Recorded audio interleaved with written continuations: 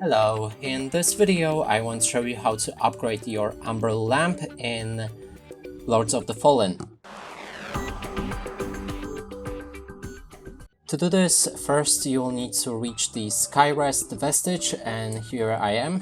Now enter the Umbral, and you can do it by picking up your lantern and then press Q on your keyboard or a corresponding button on your gamepad. When you're here in the Umbral, just go to this place. There's a guy right here, and when you talk to him, you'll be able to upgrade your Umbral Lamp, but for that you'll need this individual chisel, or however it's pronounced. I can't do it, sorry. And that's it for this video. Hope you like it. Please consider subscribing to our channel, leave a like and a comment below.